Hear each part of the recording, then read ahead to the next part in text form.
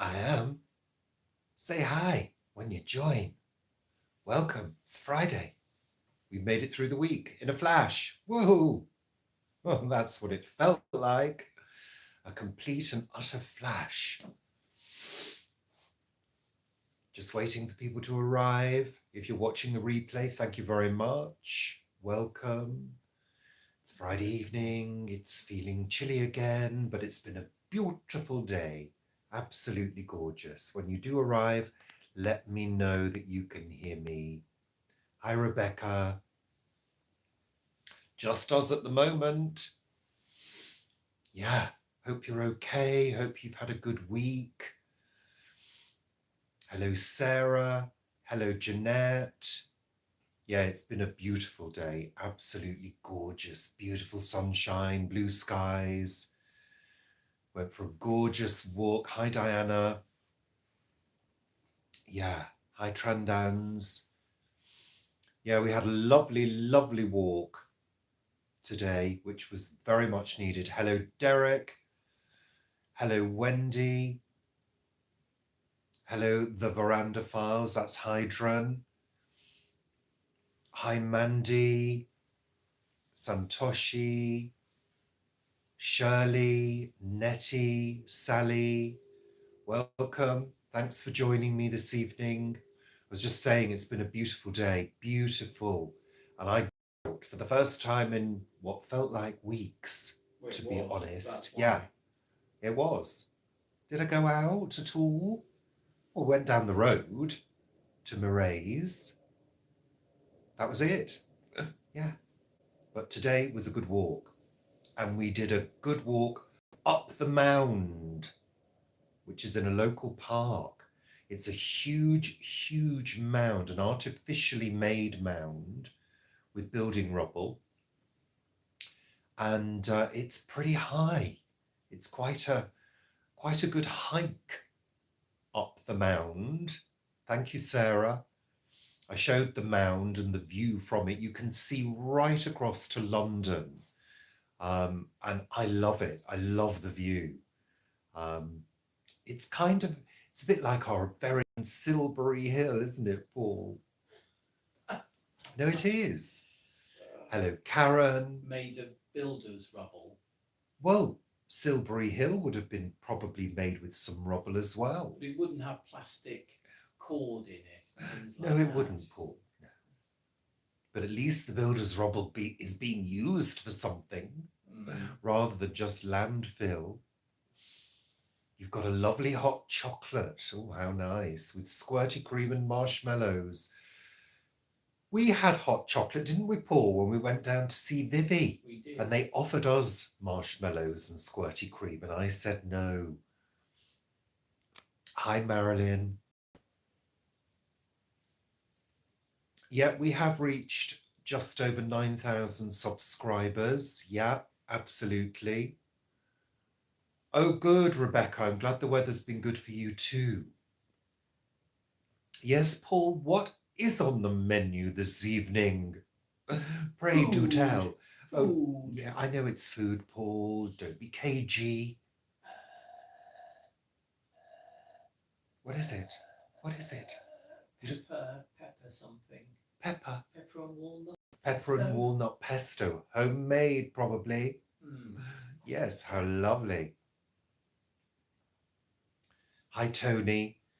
Yeah, that's very true, Paul. I mean, we'd love it if everybody watched, but they don't. That's the thing. You can have, it's not about subscribers at the end of the day. It's about views in terms of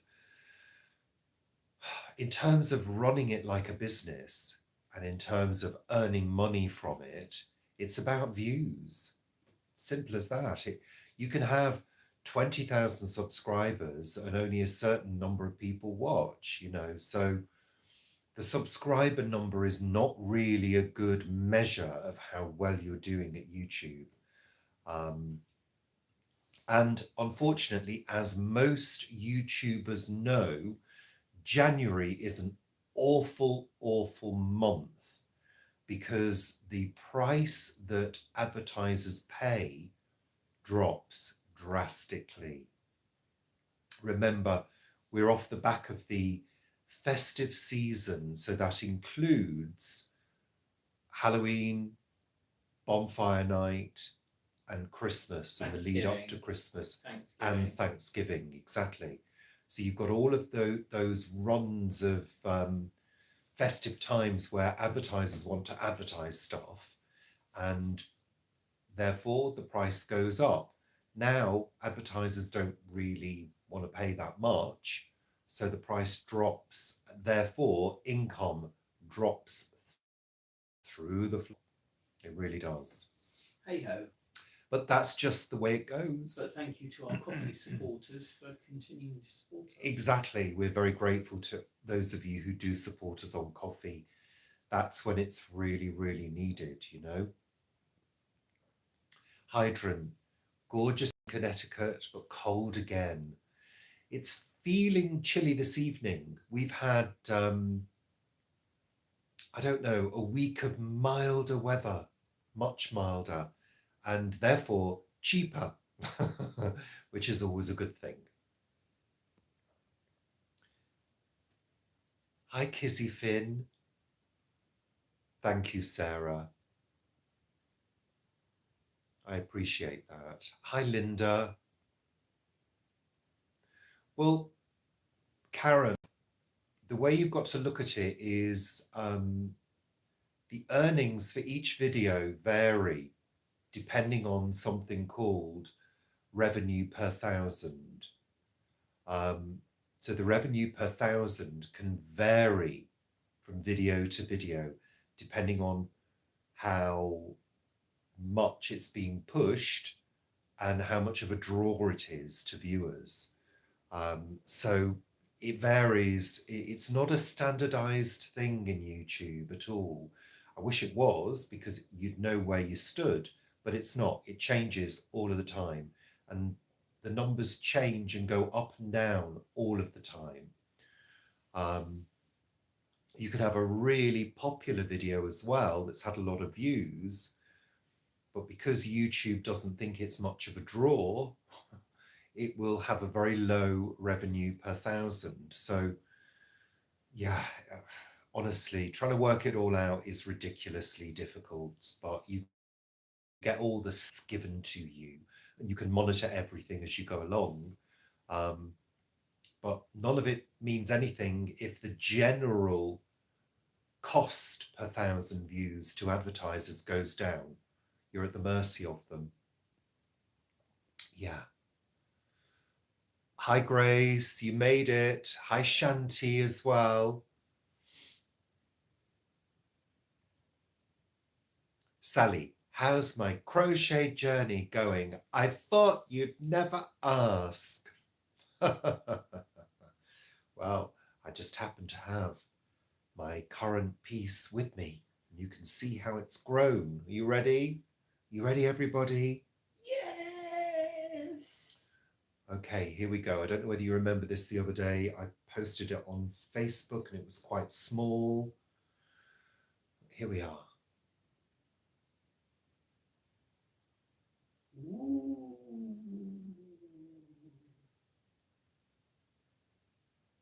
There we go. Quite large now. It's a corner-to-corner piece. Hi, Julie. It's a corner-to-corner piece. So, started off there. That was the starting point. And it's just grown and grown and grown and grown.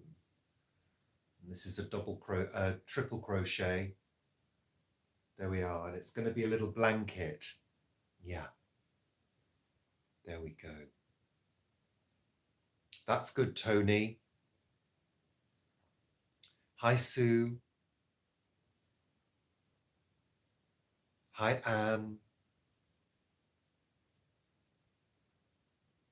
Thank you, Karen. Just catching up with the comments.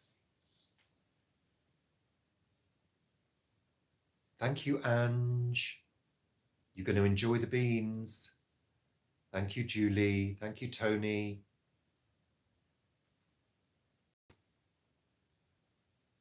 Hi, Murdo. Hi, Leslie.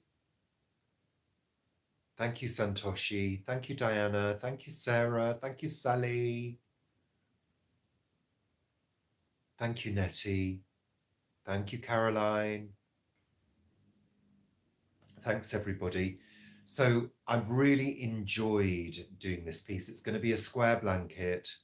I've got 2 more balls of wool, so I need to work out how far I can go before I need to start reversing and decreasing it. So yeah, that will be another learning journey. But what I'm going to do is I'm actually going to do a standalone video on a beginner's perspective on crochet. So yeah. What site did I get the pattern from, Linda? So I watched a YouTube video and oh goodness me, I think it Secret Yarnery, I think it was. Well, you just learn it, Sarah. You know, that's the thing. You follow a pattern that, you know, the video is instructing you to do, and you just learn the pattern. Now I don't need to look.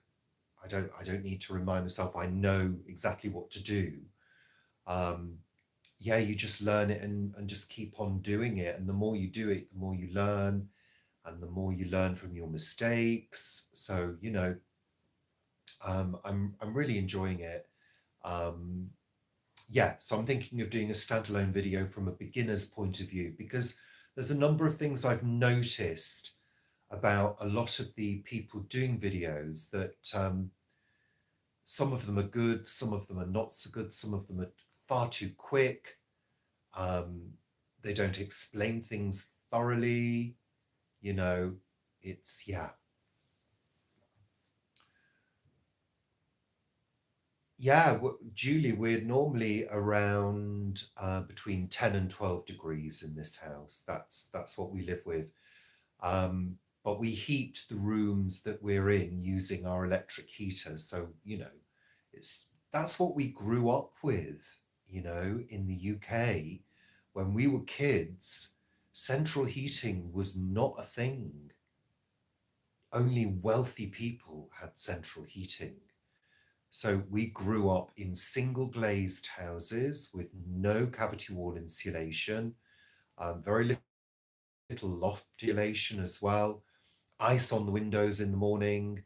Yeah, that's what we grew up with. So, you know, to heat this house, and I've said it before and I'll say it again, if we were to heat it to 18 degrees, it would probably cost between 20 and 30 pounds a day with the current prices. We cannot afford that and refuse to pay that. You know, when we first moved into this house 20 odd years ago, the prices were very affordable. We could afford to heat the house. It was around 30 to 40 pounds a month to heat this property. And to heat it. To heat it to a like good 8 hours a day. Yeah, to heat it all day long. We'd have the heating on all day, you know, in the winter, and it would be a good, you know, probably 16, 17 around that mark. You know, it's a Victorian. You can't expect to heat this house to the level that a modern flat would be heated to. It's just not going to happen, you know, unless you spend a fortune. But back in the day, we could afford it. That's the way it was, you know. So that's the way we live. It's just the way we live, you know. But yes, I mean, it's all about, we've talked about this before, it's all about corporate greed. That's what it's about, you know. Profiteering. You know, when we were kids, I remember the first house we were in when I was a tiny child, that had what was called a Park-Ray fire, which was in the wall with a glass panel, and that was coal. And that was the only form of heating we had. And then when we moved to a new build house, a modern semi-detached house, that had no central heating. In fact, it had no heating. We had an electric fire in the front room, which was a through lounge diner, a 2-bar electric fire.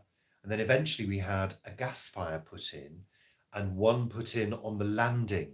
So what Mum used to do was open all the bedroom doors because we'd be playing in our bedrooms, so the heat would circulate. So, that's the way it was. And we've become acclimatized to it in the house now. We just make sure we wrap up. We've always got thermals on. That's the way it goes. Yeah, Derek, same with my grandparents as well. My grandparents had a fire in the front room, and it had a back boiler for the hot water, and they had some little oil-filled radiators that you plugged in that were dotted around if they needed them. But going anywhere else in the house was freezing. Hi, Cheryl. So, it's the way it goes. Hello, summer flowers. Welcome. But yeah, that's the way it is. And we know some people who've recently moved into one of the houses down the road, which had to be, it's very, very old and, slightly decrepit in places. And they're shocked, very, very shocked that they have to pay so much for their bills, because old Victorian properties do not have cavities, so you can't insulate the cavity. There is no cavity. The only way you can insulate is under the floors and cladding of some description. But it's not recommended for these kind of houses because there is moisture buildup that occurs. These houses are designed to breathe. And actually, during the spring and summer months, these houses are perfect. They really are. Good airflow, stay cool in certain places. This room stays lovely and cool in the summer, So there you go.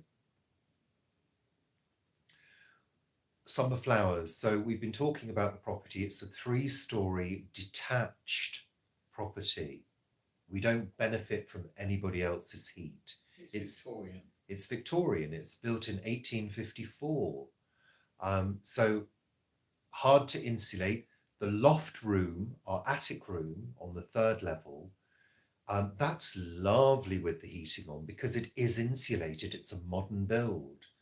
But the rest of the house is not. So, that's the way it goes. We wrap up,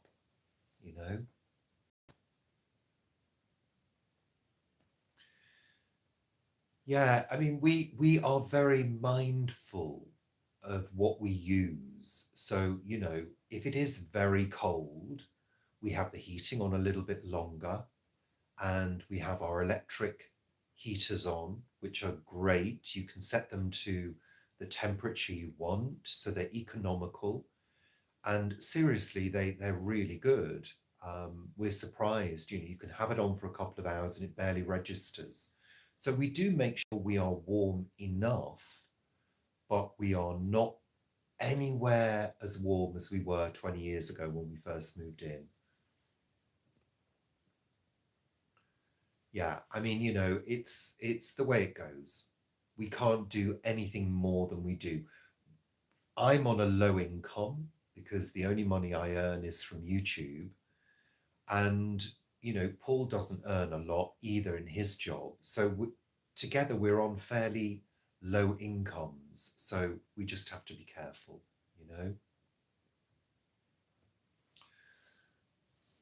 Well, I think it's also about the Gulf Stream, Derek, as well, isn't it? Because the UK, parts of the UK or parts of Canada are on the same latitude as the UK. And I think we're warmed by the Gulf Stream as well, which is the water system that flows around the UK. But yes, we could be plunged into those temperatures, but hey, yeah. We have got a real fire in here, which many of you have seen. I've posted it, before. I've done videos on it. We've only had one fire. And the reason for that is because we're very, very mindful of the fact we're in a built up area. And I just don't think it's fair to be belching out fumes and smoke in a built up area every day. We use smokeless fuel. We have to, by law. We have to burn seasoned hardwood by law. If they catch you belching out lots of smoke, you'll be fined. But we use it very minimally. Christmas Day we used it, and that's been it so far this winter. Yeah. So we're just really careful what we do nowadays in terms of polluting the atmosphere. We try to do our bit, you know. I think I've missed a load of comments because I've been rabbiting on. I do apologise if I've missed saying hi to anybody. Yeah.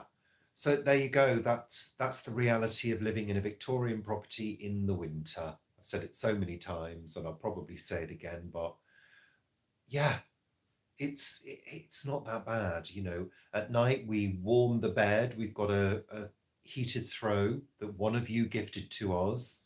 Can't remember who it was. That's terrible of me, but one of you did send it to us and we use it as a bed warmer. So we warm the bed for an hour.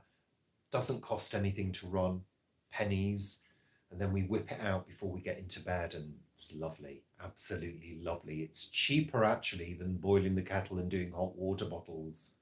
Yeah.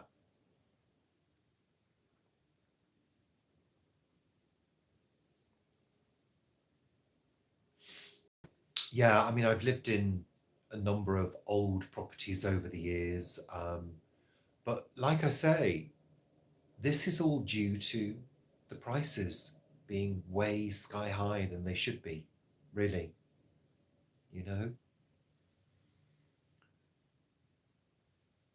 Just checking the comments.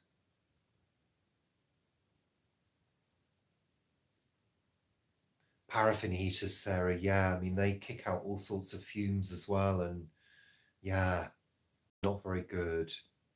These little modern electric ceramic fan heaters are really great. We've got a couple of tiny ones. They're only this big, you know. But the difference is with the old fan heaters, you had like 1 kilowatt or 2 kilowatts. That was it. These have got a temperature setting, so it makes them much more economical because they turn themselves on and off quite regularly. So there we go. Your house was built in the 50s, Sarah. Okay.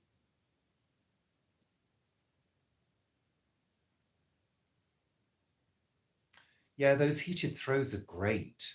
Absolutely great. Do runes ground you?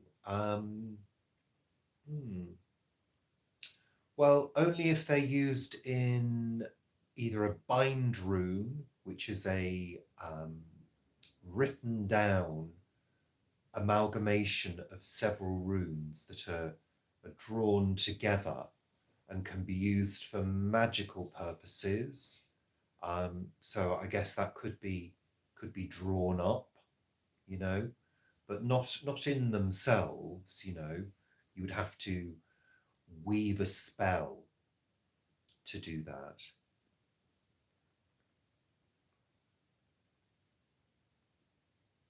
Sorry, just having a look at the comments. Hi, Robert. It's your birthday. Happy birthday. Yeah, they're great, aren't they, Lynn? They're absolutely great.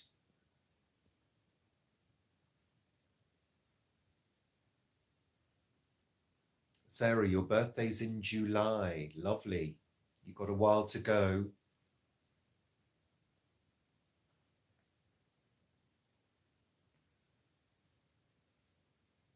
The joys of retirement. Have I missed something? Leslie's retired. Oh, you've retired, Leslie. Okay. Cake. We didn't have cake last night, but we had leftover bread and butter pudding that we'd had in the freezer. It was fantastic. Oh, absolutely delightful. We've not had cake for a while, Paul. No, When's the last time we had cake? Was it the gorgeous fudge brownie that I made? no. No, what was it? It was the gorgeous vegan chocolate cake that our neighbour made. Oh, the vegan chocolate cake, yes, that we were then given another one of, and that's in the freezer. We can get that out and eat it. Don't let's start on food. I'm starving, actually. Really hungry. I'm looking forward to pasta. We have some chocolate left that Leonie gifted to us, some gorgeous vegan chocolate. We've got some of that left. So, yeah, I'm looking forward to finishing that off. Cutting back and doing more exercise. Yeah. But we started today with a good walk. Let's see if we can keep it up. Yeah. Is it going to rain tomorrow, Paul? No. No, it was going to rain today. Well, it did actually rain slightly when we were on our walk, and it rained from a virtually blue sky. No kidding. We're both saying it's raining. Looking up, the sky was clear. Very, very strange. The brownie recipe is a good one. That's the one I did with cocoa, isn't it? Mm. Yeah. Fantastic. Really fantastic. You get your bus pass, but it's not a proper bus pass, is it? At 60. Well, you travel in London. Really? Are you sure they're still doing that, Paul? Mm.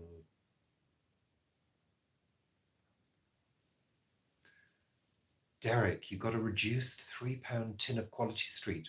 Was it a big one, though? Oh, and the caramel took your filling out. Oh, dear. Uh-oh. That's not good.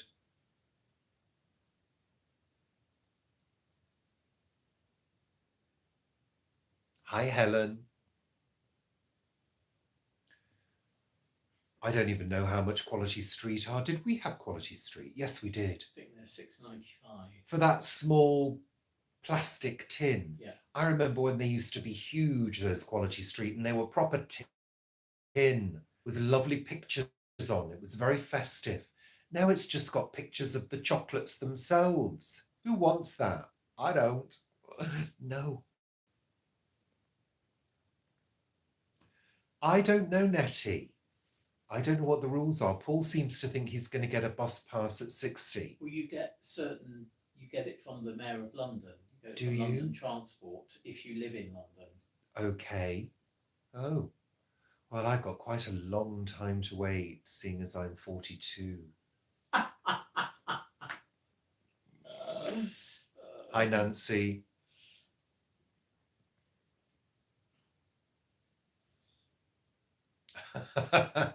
Elaine, thank you. I have a picture in the attic. I don't know why. Well, I've got Capricorn moon. Apparently you get younger and younger as you get older with Capricorn moon. Well, it's working. It's working. Not really. You're seeing me in a full light, studio light. If I took the studio light away, I would age by about 10 years. Yeah.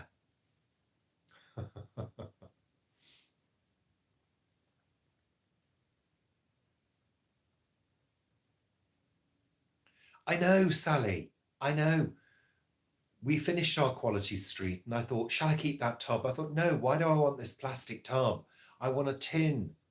Yeah. Easter, Sarah, already? Oh yeah, there were Easter eggs. No. No. Although that's quite good for us if they're starting to advertise Easter. That's quite good.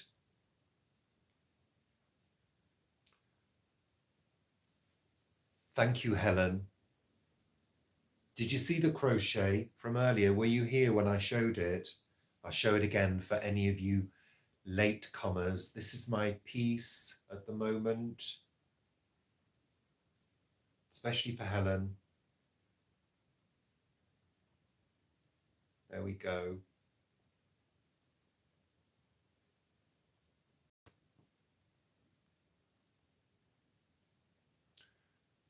Sorry, just... They are, Derek.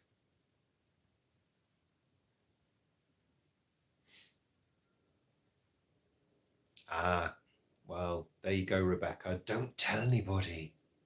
Don't tell anybody my real age. No, my aging journey.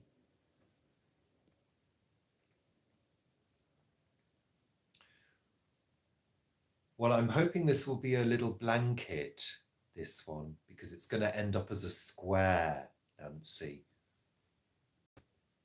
I'm a Virgo. I'm a Virgo with Leo rising and a Capricorn moon. Paul is a double Leo. What's your moon, Paul? Leo. Oh, yeah. What's... Double- No. No. And a fire horse, You're a fire horse. which is my year this year. He's a fire horse. It's Just his coming year. up. Well, it better be good, Paul. Because if it's good for you, it's good for me. Always thinking of other people.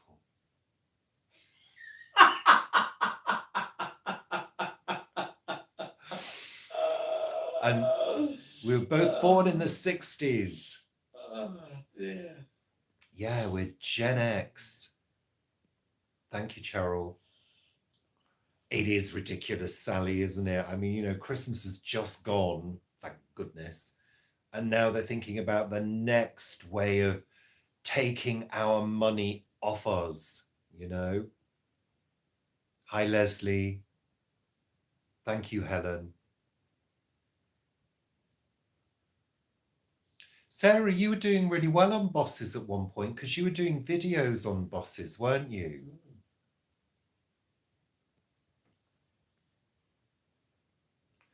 Paul's birthday is the 24th of July.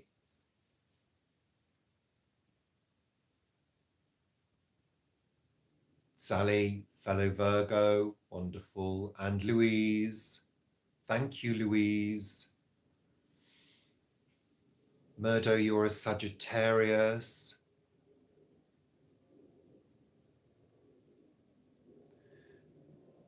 Well, Nettie, Gen Xers enjoyed, I think, 70s music, 80s music, and 90s and early 2000s. We were still enjoying music in the early 2000s, and it seemed to have gone sort of off by the mid 2000s. Music started changing and becoming so generic, so homogenized, you know, and even now, you know, things sound so similar.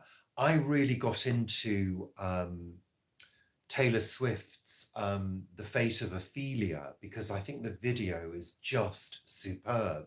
But then I watched another video of this guy saying, look how similar it is to these tracks. And he played all these tracks of these modern artists.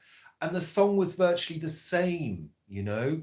They're just ripping each other off left, right, and center, using the same chord structures. Nothing is individual now.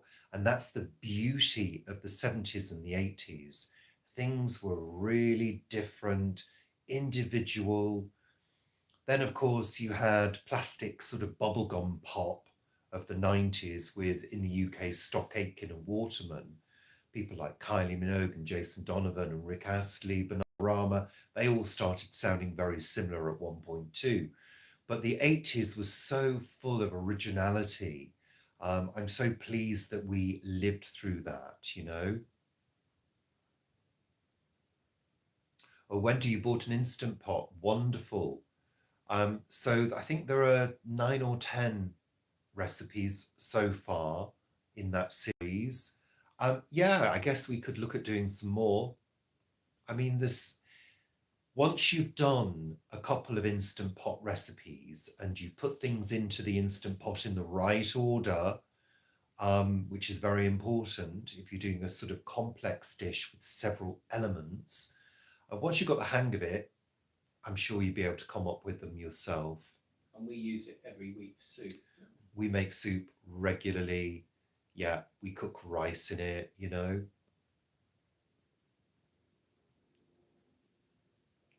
We have done rice pudding, yeah. Thank you, Anita. Oh, Sarah, you were at junior school in 1991. Oh, you're just a baby.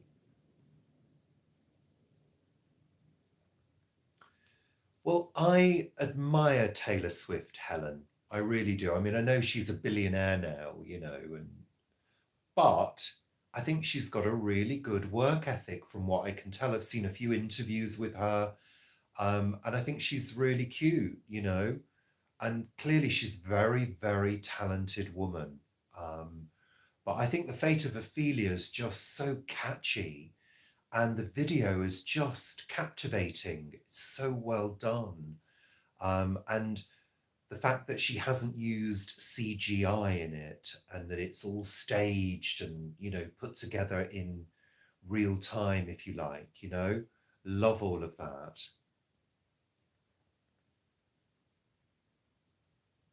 Just catching up with the comments. Oh, I remember grunge very well, Nancy. I had a friend who was in a few bands, a couple of grunge bands, so used to see quite a bit of live music at that time. I loved the fashion as well of grunge, you know, loved all of that scruffy jeans and sloppy t-shirts, and it just kind of flowed out of the 80s, you know, because in the 80s there was that big sort of layered baggy look as well, which I loved. And of course nobody had any money in the 80s unless you were a high-flying yuppie in the city of London. But nobody had any money. You had to sort of make do with what you had and get stuff from charity shops and, you know, fashion up old clothes and rip things and sew zips in, and you know, it was all very homemade and punky. It still had that punk value from the 70s, you know. So yeah, it was. Nowadays it's all very tight and revealing and bulging, and yeah, even the boys, I mean, these, I know tight jeans have kind of gone out now, but people are still wearing them, and it's like they don't leave anything to the imagination, really. I know that it was a little bit like that in the 80s as well. Um, but that's why I loved the grunge fashions, the bagginess, you know. Yeah, loved all of that. Have I ever been rickrolled? No.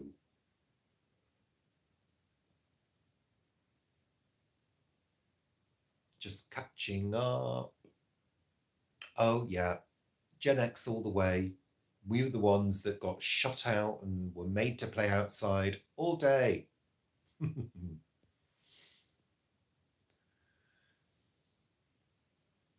Risotto works well in the Instant Pot. Absolutely, Rebecca.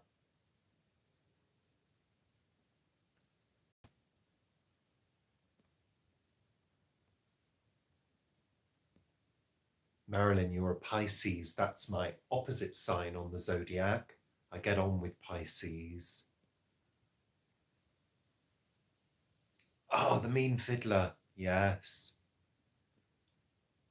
Oh, Nancy. Love Duran Duran.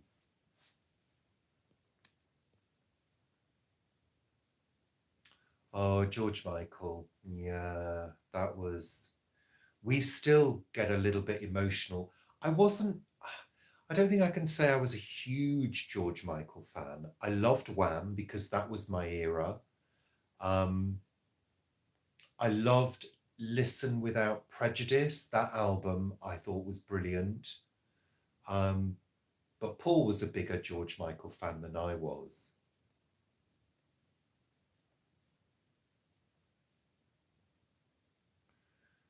Well, I think loose is back in now. Loose fitting clothing, big clothing is back in. And to me, it is very, very similar to grunge fashion. Hi, Linny. Oh, Nettie, you saw them at Wembley Arena. I worked at Wembley in the, I think it was 1990. It was 1990, 91, something like that. I worked at Wembley Box Office, which was situated at the old Wembley Stadium between the Twin Towers. And we dealt with ticketing for all of the Wembley venues. We had free reign to walk around the venues. It got to the stage where I was training operators, and we used to have to take them on a tour around the stadium, around the arena and the conference centre as well. So yeah, Wembley it holds a very special place in my heart because I met one of my best friends working at Wembley, and we had an absolute blast. We really did. I could tell you some stories about those days, but I'm not going to. You really don't want to know. Absolutely, Grace. It was totally.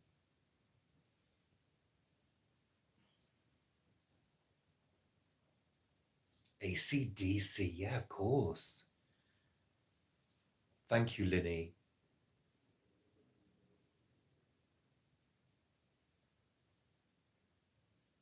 Just catching up with the comments. Thank you, MJ. Well, exactly. We are old enough to see the repeats of fashion. I remember my mum always saying, fashion just comes and goes round and round. I remember when mini skirts came in again, and that was in the late 70s, early 80s. And I remember my mom saying, oh, I remember mini skirts when they first came in, they were outrageous. And then, of course, they came back in. And of course, now, some people, that's not a skirt that she's wearing, it's just a large belt. I think fashion has become far too sexualized now. I really do. I think look, I'm all for people wanting to wear whatever they like. Totally. But I've worked with social workers who've come to work wearing low-cut, revealing tops. Yeah, very revealing, you know. I mean, one of the women that I worked with, I mean, I almost said to her, God, you could ski down those. I mean, seriously. And I remember she was going to see a Muslim family. And I was quite concerned, you know, and I said to her, have you thought about what you're wearing before you do this visit? You know, and she said, what do you mean? I said, well, this is all a bit, you know, maybe I wanted to say to her, have some respect, you know, and I think things have gone too far. I really do. I'm not a prude at all. I think people's bodies are beautiful. I really do, no matter what your body shape or size is. Is my body beautiful? Yes, it is, Paul. But I think sometimes you have to consider other people, you know? Yeah, I don't know. Maybe I'm wrong, but I don't know. I think things have gone far too down the road, you know? They really have. They've gone down the road and taken off. Yeah, I don't know. Not right.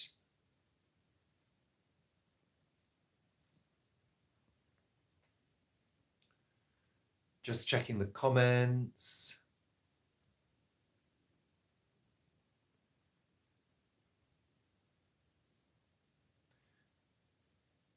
Go-go boots, yeah. Well, I remember, Sally, the girls at school hitching their skirts up to make them into mini skirts, you know, and I think they still do that now.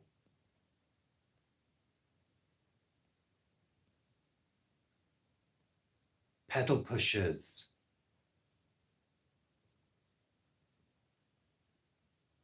Oh, Barry Manilow, bless. Well, exactly, Anita. I mean, you know, even a good stripper never reveals everything, you know? Hi, Robin.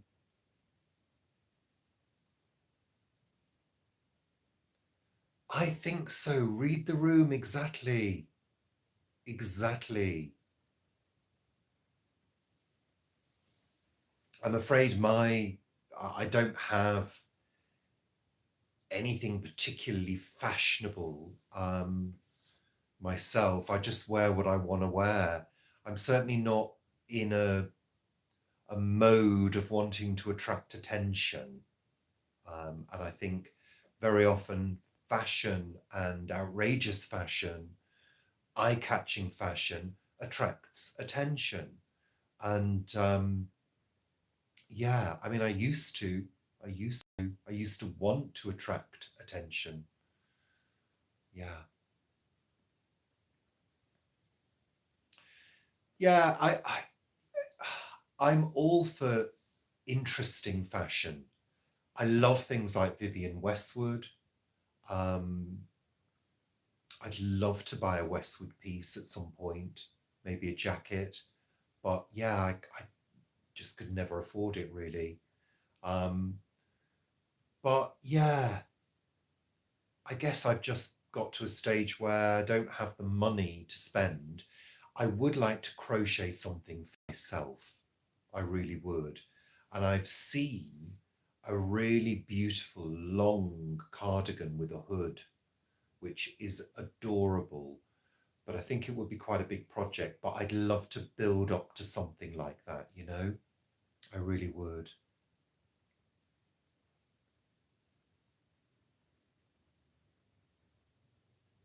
Oh, Cliff, he's still doing it, isn't he?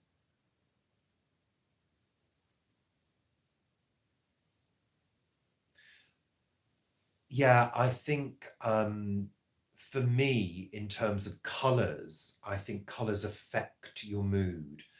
My summer shirts, which you know you may have seen over the years, that I wear, they give me a bit of a boost. You know, with the brightness, I love bright colours. Um,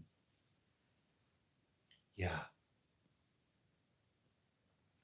Does he still do a calendar, Sally? Bless him. He's still rocking on. Good for him. I mean, like all of these old rockers, they're doing what they enjoy, you know. And I think they'll keep on doing it until they keel over, you know.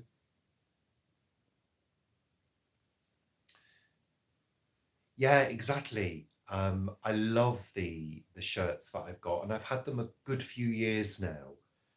I occasionally buy a new piece, very, very occasionally.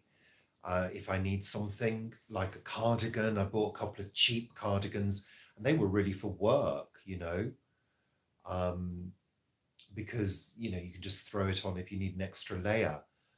So, yeah, I've got a lot of clothes that I probably don't wear, but everything's pretty old now, you know. So whether I'll treat myself to a crochet project, because of course the other consideration with crochet is the cost of the yarn, you know. I don't have money to burn. I don't have money to spend on huge amounts of yarn, but I'm also very particular about the colours that I want to use, you know. Um, so I'm quite fussy when it comes to that. Yes, Jade, agreed. Bubblegum pink, wow. In terms of colours in the home, when we had our flat, which was just around the corner from where we are now, which was our first flat that we bought, I experimented a lot with colour, a lot. We had a lot of very bright colours. At one point we had a hallway which was lime green with purple paintwork. We had a section of our hallway which was painted in a fiery orange effect. We had a sky blue front room. We had an imperial yellow bedroom and a green kitchen. So it was full of colour, and it was like an experiment, you know, of the things that I liked. And, you know, I regularly changed. I think I decorated 3 times in 6 years in that flat. But yeah, it was a time to experiment. I prefer neutral in the home now, apart from our snug, which is a gorgeous deep teal. So yeah.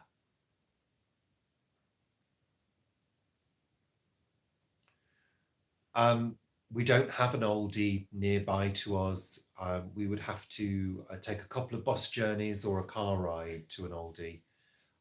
We're waiting for Lidl to do a yarn event, which I'm sure they will at some point.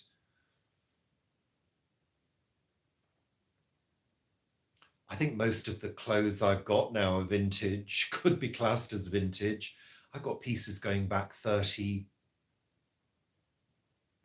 nearly 40 years. I've got a shirt from Next, which is 40 years old. I think Next are probably been open for 40 years now. 35 maybe.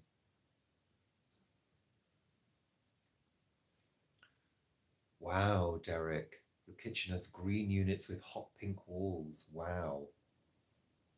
I think I'm quite mindful as to the effects that colours have on you. I tend to use colour in applications. So, for example, breaking up, the walls are sort of like a pale coffee, but breaking them up with things like tapestries, you know, and wall hangings and art, which bring in the colours, and having accent colours. I like brightly coloured sofas, you know. This one is a teal, and the other one is either grey or red, because I've got 2 sets of covers. It's grey at the moment with green accents. Yeah, that's how I tend to play with colour now. Julie, you're thinking about painting your family room a dark burgundy. Okay, well, that would depend, for me, that would depend on the amount of light that I got in that room. The dark teal that's in the snug, we can get away with because we get a lot of light in there. Ice green mint. I love icy green mints, Jeanette. The Wool Factory, I'll check them out. I looked at one the other day, but I couldn't see anything that I liked. This room, when we moved in, was a deep red.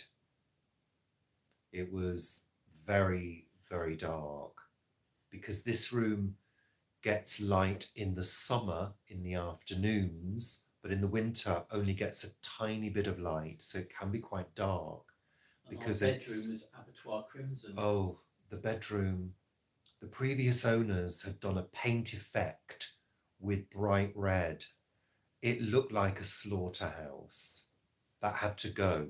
So what I did when we moved in here, because I was still fairly young, it was 23 years ago, I painted everything in white.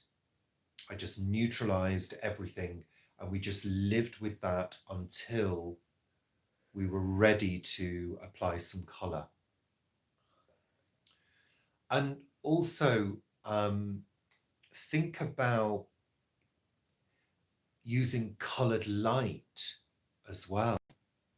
So a few years ago, when Philips brought out the first LED coloured lights, I went crazy. It was like, this is exactly what I've been waiting for. I can paint with light.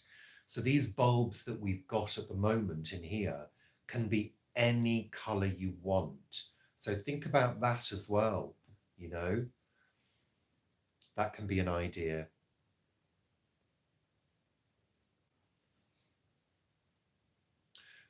Red is very energetic. So red can sort of drive you forwards in an energetic way, which some people can interpret as a sort of forceful, angry. It does do that. Orange affects the appetite. So dining rooms are good, you know, painted in orange colors. It stimulates the appetite. Yeah. And of course, you've got the cold spectrums, the warm spectrums. You can have grays and blues that are slightly warmer, you know, because they've got a little bit of warmth to them.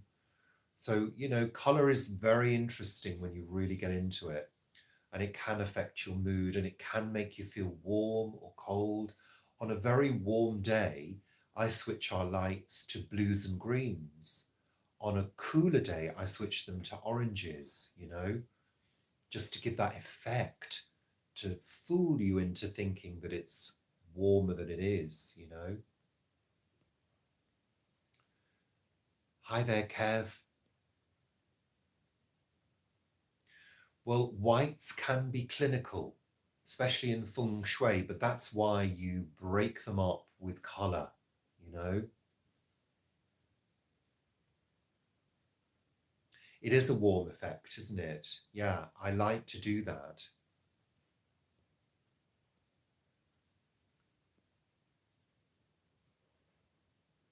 Just checking the comments, sorry. Yeah, Nancy, if you're not allowed, if you've got to keep things neutral, you play with color accents, you know. Yeah. Light green is good on the eyes. It's very restful. That's why, you know, being in woodlands is very restful on the eyes. Wow, Derek, that's extreme.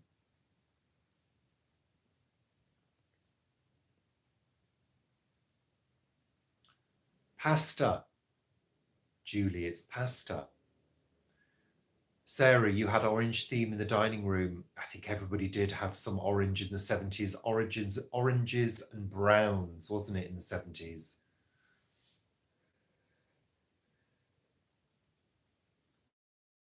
Thank you.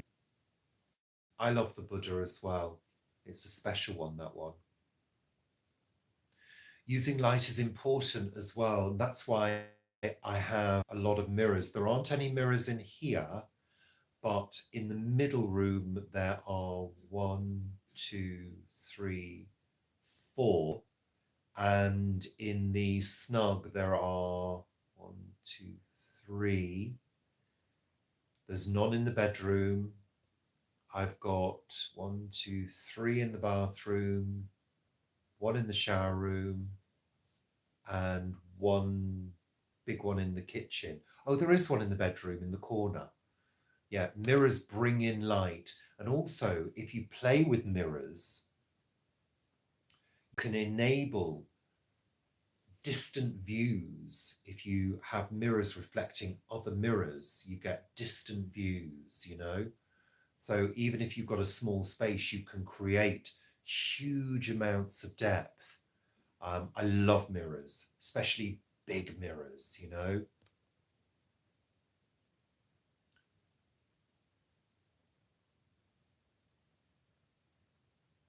Yeah, I mean, that's the thing to do, you know. Break up, break up walls with art. That's exactly what we do. And but break it up with art that you want to look at, you know, that you're not going to tire of. I very often, well, not very often, but from time to time, I will move pieces of art around the house. I haven't done it for a while and I've kind of settled with what I like. And I think that also happens. You sort of settle into things.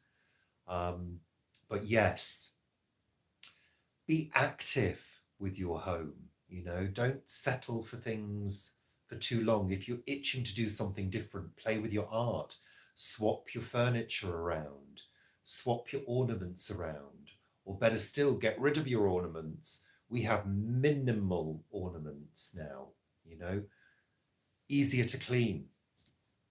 So we're an hour in, so we're going to start saying goodbye now.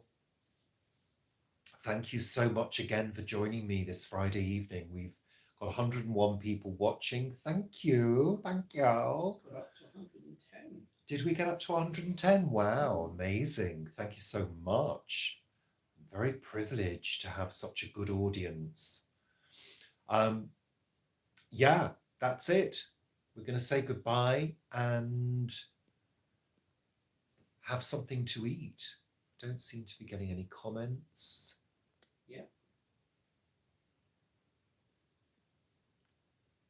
Turn the elephant. Well, the elephant's facing the door. The elephants need to face the door or else they run riot.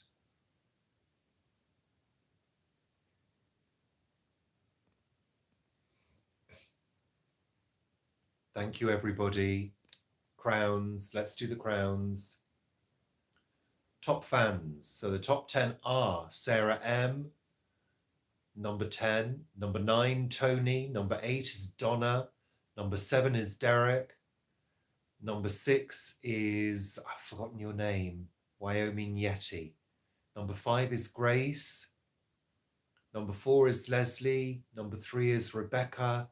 Number 2 is Sarah's Random Videos. Woo! And number 1 is Jeanette. Yay. Well done. Excellent. Thank you so much. The trunk is up. The trunk curls up. Okay. Take care, everybody. Thank you so much. I'm going to put the phone down first. Bye for now, everybody. Thank you.